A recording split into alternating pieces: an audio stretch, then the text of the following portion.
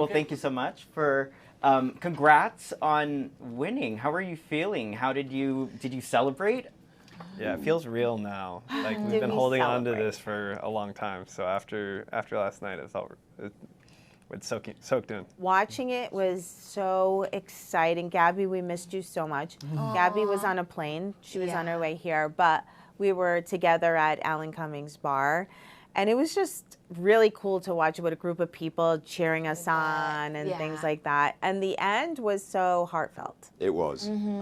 The 2 times I watched it, last night and then just before the reunion, I had a little tear in my eye when it was really sweet, emotional. Yay! Well, I think that's the reaction to this season is that, to see it's a large group also of faithfuls that won, and you kind of did the right thing, and I think that's been different from past seasons. So especially last season MJ was horrible what they did. Yeah. But it's happened before. Right. What's it feel like to do the opposite and to come to the end as kind of on the good side of things, right? I think it's what the world needs right now, a little bit of that. Yeah. I wonder how many gamers broke their TV. Yeah. That's what I want to know. Yes, yeah, they're probably so pissed. I mean, at that point, like, I feel like I was so positive that all of us were faithfuls just because of how the Traitors have been acting and, like, how many of them there were. There were just, like, different clues, I feel. So it would have been just betrayal at that point for, like, what, $15,000 extra before taxes. I'm still waiting on my money. So it's, like, it's just not worth, like, I guess, the dignity, which I usually don't have a lot of. We would have thought, I think each one of us would have felt really bad if we had just voted one extra person out just for the sake of it. It chips away at you while you're there, and you vote out a friend, and then you're wrong. And then, that kind of takes something away from you while you're playing, so that the next time you vote, you're skittish. Because you're like, I don't want to do this again and be wrong. If you do it and you're right, it doesn't matter if it was your friend or not. You're like, yeah, it was worth it. But when it's done in vain, whew, you have you go to sleep with a guilty conscience. And I said in the show too, like, it really is more special that we can share it. Like, if I wouldn't want to be doing this by myself right now. So like the fact that we're all here together, it's really fun. It's adding to the experience overall. But what if one of you had been a traitor? Yeah. That's the nature of the beast. Right. You know what you sign up for. You would have cut your losses and gone on that same flight home.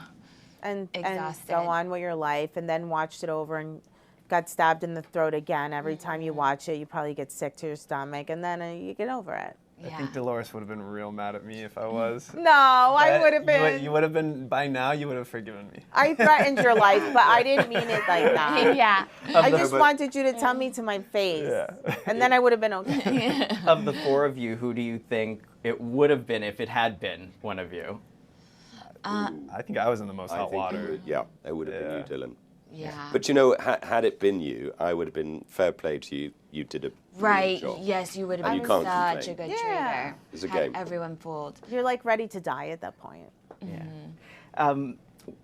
Looking back on the missions, they're kind of intense. Did you have any favorites? Some were pretty bad. The bugs looked... I feel like I would be able to get through it. I tell myself that for the money and the game, right? But you don't know until you're there. Yeah. I hated every single mission. I think the production team who does the missions should be fired. Or put through it themselves. Yes, yeah. We're so the opposite. So that was the best part of every day. Besides the trivia one. I loved the missions better than the round table. The round table just really stressed you out. It took years off my life, everyone. And so the missions at least were fun. Yeah, the missions were fun. I mean, I really enjoyed. I'm like you, Dylan. Yeah. The bugs was good fun. Didn't bother me. Oh my God. I had a snake at school. Yeah, ugh. I thought that thing was going to kill me for sure. There were so many times that I'm like, oh my God. And animal control was there to make sure the animals were safe. I'm like, well, you're putting them in danger by putting it on my shoulders. The bugs was the most fun until I lost. And then I realized I was holding Tom Sandoval's hand for 30 minutes. Yeah, for this no is how reason. I'm going to go home. Yeah. I liked the round tables at the end, though. Then I'm like, ugh, this is housewife in training. If only I got to the tax bracket. You're a housewife. But also, I know. at the end, we were so much more confident, just because they were just a much smaller group. In the beginning, you didn't feel quite so intimidating talking. Right. Yeah, it was really scary at the beginning. You know, you're just not used to that, so you have to get used to it. And by the time you're used to it, it's 3 weeks have gone by. Yeah. Outside of what we see on camera, is there anything being there or just interacting with each other that we don't know, we haven't seen, that you need to get off your chest, put out there, you know, a little bit of tea? Access Hollywood, here's your chance. Where's the tea? Yeah. Everyone took everything personally. It was not a game at all. It didn't feel like one. Whenever you were accused as a traitor, as Dylan accused me multiple times, I'm like, why don't you like me, Dylan? This is a personal offense. The fact that she forgave me at the end says a lot about her character, because I was on her a lot. Yeah. So how do you interact then when you're playing this game? Exactly. You're just fake as face.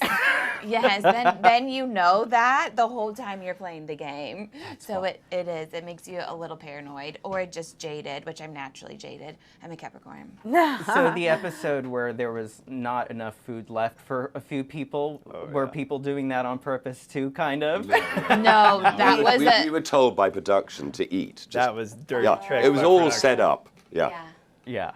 It worked on me. And it wasn't like there was still plenty of food. It wasn't like anybody was going to starve. Yeah. You know. It wasn't the good food that was left. No, but they set us if you were really hungry, you would have eaten. That's so funny. Any advice for the next group of people that come through this game? Advice for the traitors? Advice for faithfuls? I don't know who you would want to see win next season. Kill the gamers first. Don't kill the housewives. They don't know how to play. That's a really stupid move. Yeah, the key is to get the housewives on your side. If you Get can the housewives have on them your argue side. for you. That's And, So loyal. and use them as shields at the round table and have them banished. But don't waste a murder on them. See, I know what I'm doing. and have fun. Like I think that was the best part about watching Gabby's edit is I looked very serious the whole show, and I swear I had fun, but I'm very serious. Gabby was so lighthearted in every confessional and stuff. You have to remember this is fun, and I think Nobody's really murdered. Yeah. But I feel like I've seen interviews where you kind of talk about being a big fan of these games. Yeah. So what was your mindset going into it as far as strategy and preparation, and how do you think that served you in the end? I definitely did more prep than I think most people. Like I watched the U.S. versions, the UK, Australia. You were really good the way you were thinking. I'm like, what? I just did things as they came. I was like, pivot, pivot, pivot. Dylan was like 5 steps ahead. But the flip side of that was this is my first reality show. So I had a strategy, and then as soon as you are in there with all the cameras on you, you forget everything. So I was still very green. But Dylan, did you write notes when you went back to your room? And because I know Danielle, every night she would write copious notes. So voted this way. They would have to. They would have to keep tabs. I went to bed every single night and just fell straight asleep. I only wrote a note to myself about how to get Tom out. And then the next day I showed up and he was gone.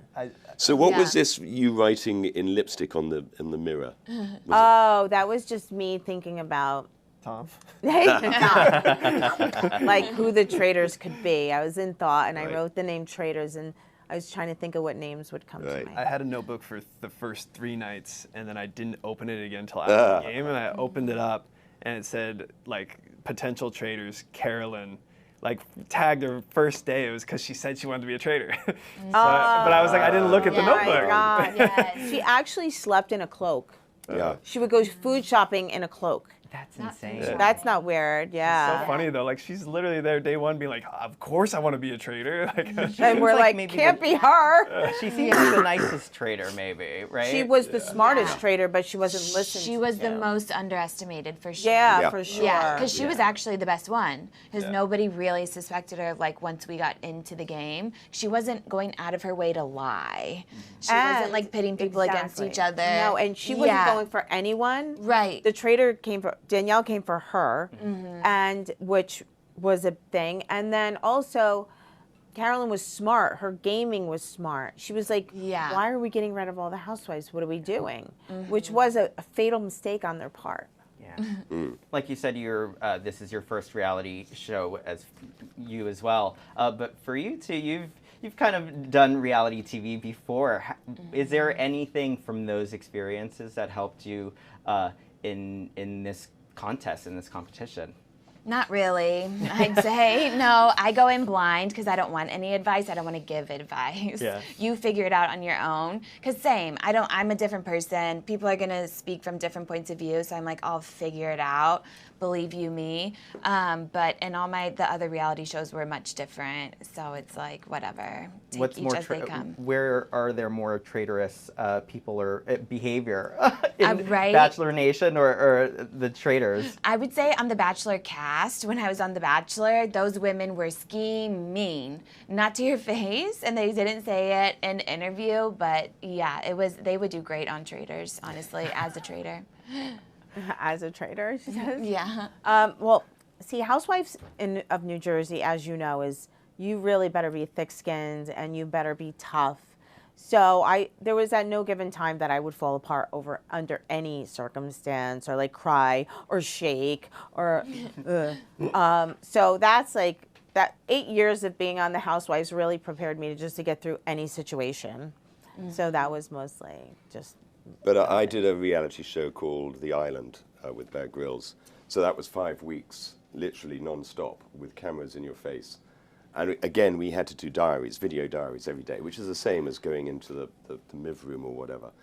Yeah. So I think that the biggest thing I got from that they had, 40, 50,000 hours worth of content for every episode. I don't know what. It was just enormous because there was 12 of us. So actually you worry about all the little things that you said, or I did that, but for the most part, it's all edited out.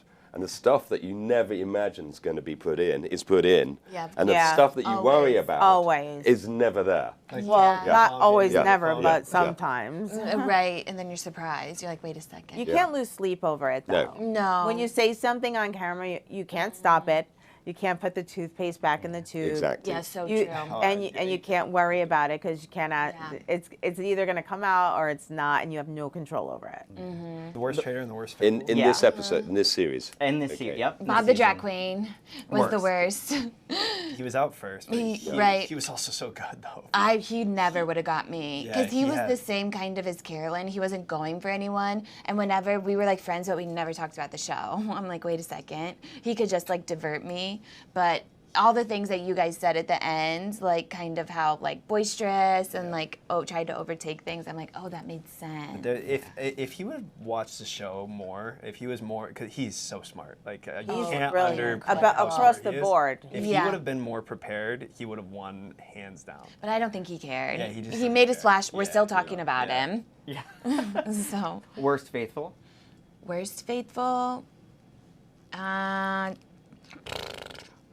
Who? Tom was the hardest to get along with as a faithful for a long time, but we ended up working together. He came through in the end. We worked together a lot. But you had to reel him in. Yeah. Tony, hands down.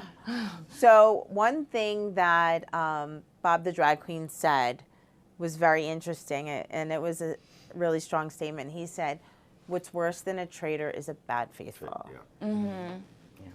Which I don't know if that's true, but that's a good line. It's so good. Yeah.